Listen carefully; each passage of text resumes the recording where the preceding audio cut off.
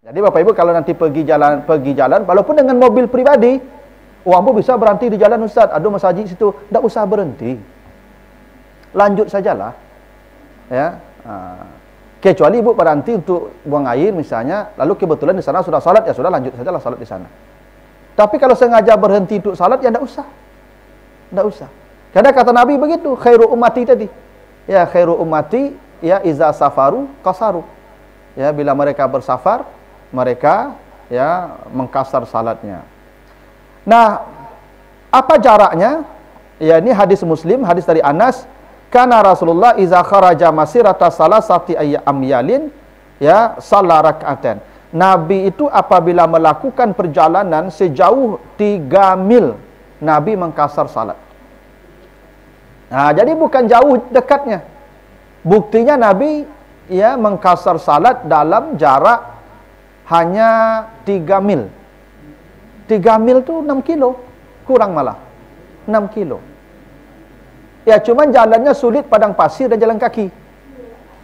Itu. Jadi dalam soal jarak tidak ada batasan harus sekian puluh kilo dulu. Walaupun dalam mazhab Syafi'i disebutkan 96 kilo. Bahkan dalam mazhab Syafi'i disebutkan harus melewati batas negeri dulu. Jadi kalau Bapak Ibu kita berdomisili di Padang ini, baru boleh mengkasar menjamak kalau sudah lewat Indarung, Panorama 2 dah lewat, itu baru kita boleh menjamak kasar. Kalau ke sananya arah ke Bukit Tingginya, kalau lewat batas kota, dah masuk Pariaman bandara, baru boleh menjamak mengkasar. Itu dalam mazhab Syafi'i. Tapi dalam hadis tak ada batasan, kata Nabi, kata Anas, 3 mil saja Nabi berjalan, Nabi sudah salat 2 rakaat, artinya mengkasar. Jadi tidak ada batas, ya, tidak ada batas. Ya, makanya begini Pak Ibu ya. Ya, kalau soal menjamak, ya, ada sebagian mengatakan menjamak itu harus lewat perbatasan negeri dulu. Tapi berdasarkan hadis dari Anas juga, apa kata Anas? Kana Rasulullah sallallahu alaihi wasallam izartahala fi safari qabla an tuzigha syamsu akhara zuhra ila waqtil asar, dan seterusnya. Nabi itu apabila hendak berjalan dan matahari ya sudah tergelincir, matahari belum tergelincir, maka Nabi mentakhirkan zuhur ke waktu asar. Summa nazal, ya, baru Nabi ya berjalan. Fa iza zaghatis syamsu, apabila sudah tergelincir matahari ya qabla ayar tahila, sebelum berangkat, maka beliau memajukan asar ke zuhur. Misalnya begini, Bapak Ibu berangkat ke Jakarta itu misalnya ya jam 1, berarti 12:30 sudah di sini kan. Maka Bapak Ibu asarnya ditakdimkan ke zuhur. Walaupun boleh zuhur ke asar, kan ke Jakarta 1 jaman bisa sampai nanti asar di sana tuh. Maka yang lebih afdal tuh, contoh dari Nabi itu takdim. Jadi Bapak Ibu kalau sudah, walaupun masih di rumah, karena ceritanya begitu, izar tahala fi safari, kalau Nabi hendak melakukan perjalanan, berarti Nabi masih di rumah tuh, ya. Baru kata sahabat sumanazala itu artinya baru dia turun, berarti di rumah itu, ya. Yang penting Bapak Ibu sudah pasti berangkatnya, tiket sudah, boarding sudah kalau pesawat, ya, maka majukan. Ya, bisa jadi begini Pak Ibu, misalnya Bapak Ibu lah sampai di bandara ruang tunggu, lah masuk waktu zuhur, lalu dijamak ya asar, ya takdim. Kira pesawat dia lain, lah tiba waktu asar, lalu berangkat lah. Yang asar tadi tak usah diulang, karena kita sudah pasti berangkat itu, sudah dihitung safar namanya itu. Jangan diulang pula asar tadi, ya. Nah, jadi kalau kita mau berangkat waktu salat sudah datang, maka takdim. Beko mati di jalan beku awaklah butang. Ya kalau selamat tiba ke mati. Makanya salat tak boleh tunda-tunda tu. 3 perkara yang tak boleh ditunda tu kata Nabi kan salat di antaranya tu. Salasun la yuakhiruhunna, ada 3 perkara yang tak boleh ditunda, dilambatkan. Salat, jenazah, janda atau duda. 3 ya. Yang ketiga kok penting kok.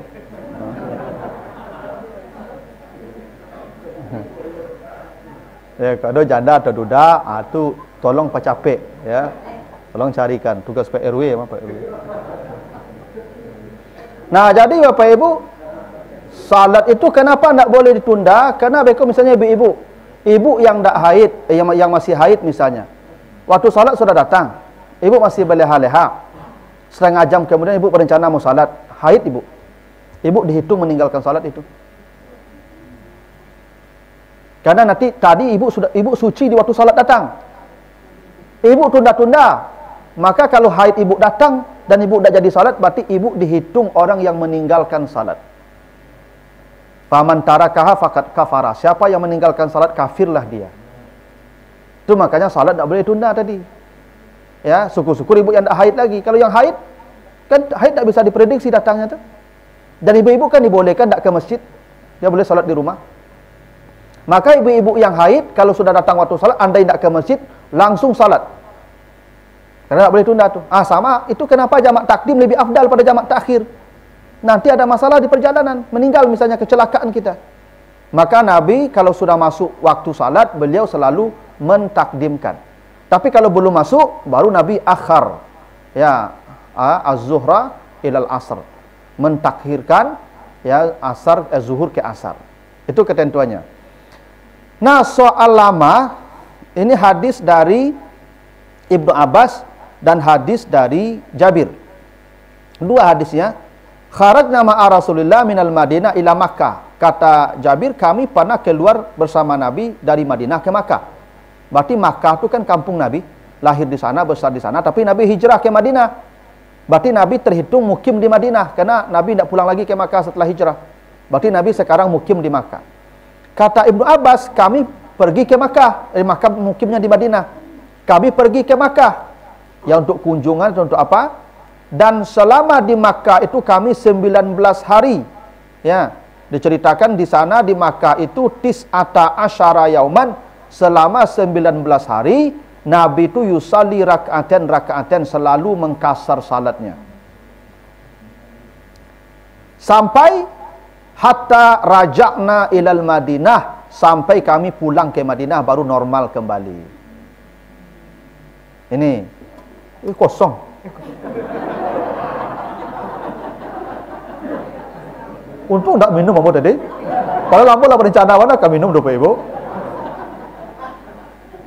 Ya. Tidak bercakap jangan rumah Ustaz tu. Nah, kalau bercakap jangan rumah hilang pengana dia Bapak Ibu. Ayolah kau. Ya.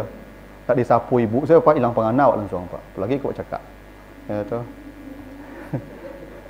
Nah, jadi selama 19 hari itu Nabi menjamak kasar sampai kembali ke Madinah. Jadi Bapak Ibu, kalau mau menjamak kasar, misalnya Bapak Ibu mencelik cucu ke Pekanbaru. Terima kasih. Oh, berwarna ya. Itu rahasionya kemudian, boh. Ya, kalau dulu kan putih tadi. Nah, jadi Bapak Ibu, misalnya celik cucu ke Pekanbaru sebulan. Selama sebulan itu, maka jamak kasarlah. Tidak perlu berjamaah ke masjid dan bapak-bapak tidak perlu Jumat. Karena Jumat itu wajibnya bagi orang mukim. Musafir tidak wajib Jumat. Seperti salat berjamaah. Salat berjamaah itu wajibnya bagi yang mukim. Yang safar salatnya sendiri-sendiri. Jumat dan jamaah itu sama. Sama. Kalau jamaah tidak dituntut orang yang safar, maka Jumat juga tidak dituntut orang yang safar. Makanya Bapak Ibu, kalau bapak-bapak pergi bepergian Jumat, tidak usah berhenti sholat Jumat di jalan. Untuk apa? Zuhur saja dan di kasar dan di jamak, atau ya jamak kasar. Jangan berhenti pula di jalan hari Jumat itu. Awak tak gage menangah khutbah Jumat dulu. Paisalah orang kek salah. Iya. Ya, misalnya Bapak Ibu bisa jadi ke Jakarta, misalnya ada keperluan selama sebulan. Ya, tidak usah berjamaah. Tidak usah Jumat. Tidak Jumat, tidak berdosa. Tidak, pahala Jumat tetap. Karena safar. Kan namanya rukhsah tadi. Dan selama sebulan di sana itu jamak kasar saja. Ya, sampai balik lagi ke tempat semula. Bahkan sebagian ulama, Bapak Ibu, kalau ada orang pergi pendidikan, ya misalnya saya pergi sekolah ke Jakarta 2 tahun. 2 tahun saya pendidikan di Jakarta. Selama 2 tahun itu saya boleh tidak berjamaah. Saya boleh tidak Jumat. Saya boleh menjamak mengkasar sampai saya kembali ke tempat saya domisili. Karena ke sana saya tugas belajar. Saya tidak mukim di sana. Walaupun dalam mazhab Syafi'i ada ya ketentuan katanya 3 hari sudah dianggap mukim, tapi itu ijtihad. Kalau berdasarkan hadis yang sahih, hadis Bukhari Muslim tadi muttafaq alaih, Nabi 19 hari di Makkah tidak pernah salatnya normal kecuali sampai balik ke Madinah. Begitu juga hadis dari Ibnu Abbas, itu diceritakan Nabi itu isrina yauman aqama fi Tabuk. Nabi itu pernah menetap di Tabuk, di luar kota Madinah itu 20 hari. Isrina yauman 20 hari, yaksurus salah, selama 20 hari itu Nabi menjamak dan mengkasar salat beliau di Tabuk sampai balik ke Madinah. Jadi Bapak Ibu yang pergi ya berjalan ya berpergian, jangan ya ndak usah, kalau mau silakan. Kan kadang-kadang begini, Ustaz Ambo biasa berjamaah ke masjid Ustaz. Di Jakarta tu rumah dia disuruh masjid, ndak lo lama perasaan nak ke masjid, lepailah. Kalau tu pailah. Enggak masalah lah. Ini tidak dilarang. Kan tadi Nabi menjamak mengkasar, kadang berbuka, kadang berpuasa gitu dah. Ini bukan kewajiban, bukan larangan. Cuman ini kebolehan. Dan afdalnya ya sudah, tidak usah ke masjid, tidak usah normal, jamak kasar. Jadi mengambil rukhsah itu lebih dicintai oleh Allah. Nah, selama 20 hari itu Nabi di Tabuk, selama 19 hari Nabi di Makkah, dan Nabi sampai balik itu jamak kasar. Nah, itu beberapa di antara hadis ya. Hadisnya banyak tentang kasar, tentang jamak ini, tentang uzur-uzur atau rukhsah ini. Tapi begitu dulu, kalau ada pertanyaan saya persilakan. Silakan Pak. Masalah tadi apa namanya itu utah ya. Kalau seandainya kita bersama-sama, misalnya ada 10 orang, 20 orang, ya kan? Jadi afdalnya kan salatnya kan 11 orang. Ya. Kalau misalnya pada satu masjid, kan, ini sering jalan-jalan nih kadang-kadang, apakah kita itu terpisah di satu salat atau juga kita cuma? Iya, sebenarnya Pak, kalau ditanya afdal sendiri-sendiri, bagus sendiri supaya capek sudah. Nyo sembahyang safar kau Pak, kau dapat Fatihah saya tagak lepai le. Jangan sabihisma lo, rasyiyah lo dibaca. Ya toh? Kalau berjamaah tentu panjang lo bacanya Pak. Apalagi salat maghrib berjamaah, salat isya berjamaah, tentu bacaan imam kau panjang lo, pakai apa lo kan, nagam lo bacanya bagai. Yang safar tu salatnya Bismillahirrahmanirrahim, Alhamdulillahirabbil alamin, Arrahmanirrahim, Maliki yaumiddin, iyyaka na'budu wa iyyaka nasta'in. Awalad dalil ndak, bila perlu ndak usah pakai ayat. Buku. Nyat awak tak gagih, Pak. Oh, nak tidak dia lah. Tak gagih yang namanya safar tu pasti awak ingin capek sampai ke tujuan. Ya betul? Tapi apa kalau ingin yo berjamaah, yo sanang perasaan berjamaah, kau tak cubalah. Yo ndak dilarang loh. Cuman kalau ditanya tadi kan mana yang lebih baik, sendiri saja. Sendiri. Walaupun begini, apa sampai di situ orang sedang berjamaah, apa surang saya sembahyang tu, saya ikut jamaah orang tu. Karena apa apalagi mau mengkasar orang, salatnya normal lampe, apa akan mengkasar? Ya nak. Mengkasar tentu apa dulu salat salam ikut tu. Enggak salah salat ikut tu. Batingkan si imam terlibat apa istilah itu? Enggak sah salat tu. Nya apa Ibu? Dalam kaidahnya makmum tak boleh meninggalkan imam. Imam boleh meninggalkan makmum. Saya musafir. Saya jadi imam. Jamaah saya mukim. Saya niatnya mengkasar 2 rakaat. Jamaah saya 4 rakaat. Setelah salam 2 rakaat saya pergi lagi. Dan jamaah silakan sempurnakan sampai. Boleh Pak. Imam boleh lari duluan. Yang tak boleh jamaah lari duluan. Itu aturannya. Imam boleh meninggalkan jamaah. Jamaah tak boleh meninggalkan imam. Itu kenapa Suami boleh meninggalkan isteri, tapi isteri tak boleh meninggalkan suami. Itu kaedahnya tu. Iya, itu analoginya begitu. Imam boleh meninggalkan makmum. Makmum tak boleh meninggalkan imam. Kalau kami boleh meninggalkan ibu, kerana kerja kami mencari nafkah. Boleh sebulan, 2 bulan kami tinggal ibu. Kalau ibu tak boleh sehari pun meninggalkan kami, apapun alasannya.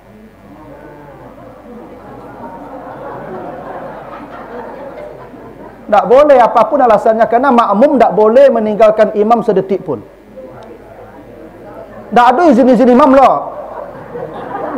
Imam tak ada izin ke imam lah, tak ada izin lah. Boleh tu, bu, kami di Malay bercakap saja tu. Boleh-boleh kau. Wang kami di Malay bertangkar lah tua-tua, kau tangkar-tangkar je kan, lah kami mati deh. Yo, bapak tu jalan-jalan, nak ibu supaya jalan-jalan lah. Itu. Lah tua-tua. Lah tua-tua kau justru nak tua-tua kau dirawat ibu. Nya makin tua kau makin butuh perawatan tu. Kalau kamu diambu kau tak dirawat tak mana lah. Awak tenaga ambu lah bisa ambu mencari makan macam kau urus sendiri ambu tak. Yang model-model boleh ubah.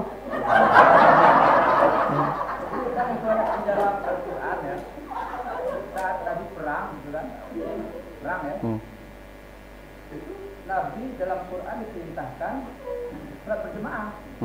Nah, katanya apabila selesai yang pertama salat 2 rakaat, 1 rakaat.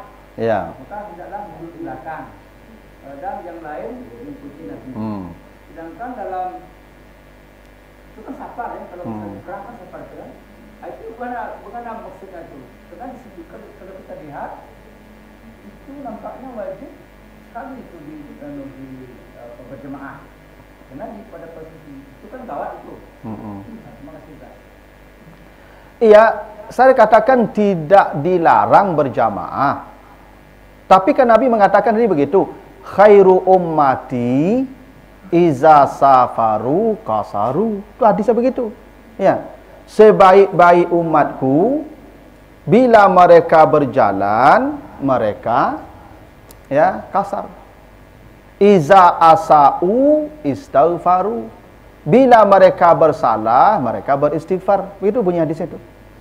Itu umatku yang paling baik, kata Nabi. Iza asa'u istaghfaru. Bila mereka berdosa, mereka istighfar. Iza safaru kasaru. Bila mereka bersafar, mereka kasar. Berarti kan itu yang paling baik. Nabi melakukan itu menunjukkan kebolehan. Sama juga ketika Nabi sedang berkhutbah. Ada sahabat datang terlambat. Dia duduk langsung. Disuruh Nabi berdiri. Salli. Kum. Salli. Berdirilah dan salatlah. Padahal afdalnya bukan salat. Mendengar khutbah. Tapi kenapa Nabi suruh orang itu berdiri untuk salat? Menunjukkan kebolehan. Nah, dalam ibadah tidak hanya soal boleh tak boleh. Ada afdaliyah. Itu tuh. Afdaliyahnya, ya itu tadi sendiri-sendiri.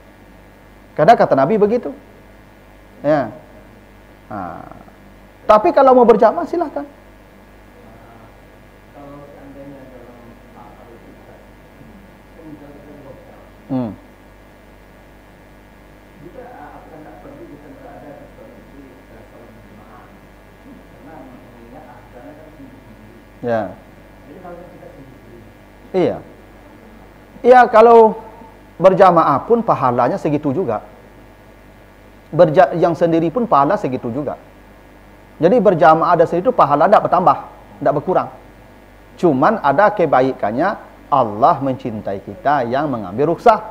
Itu saja. Pahalanya tidak bertambah, tidak berkurang. Itu namanya rukhsah tadi. Keringanan. Sebab biasanya itu awak kalau sembahyang surang, capek atau lambat. Ya itulah tu maknanya keringanan namanya. Allah tahu keinginan awak tu untuk capek. Surang salah je Tuhan. Ibu tadi silakan. Ada ibu tadi ya? Enggak. Silakan Pak.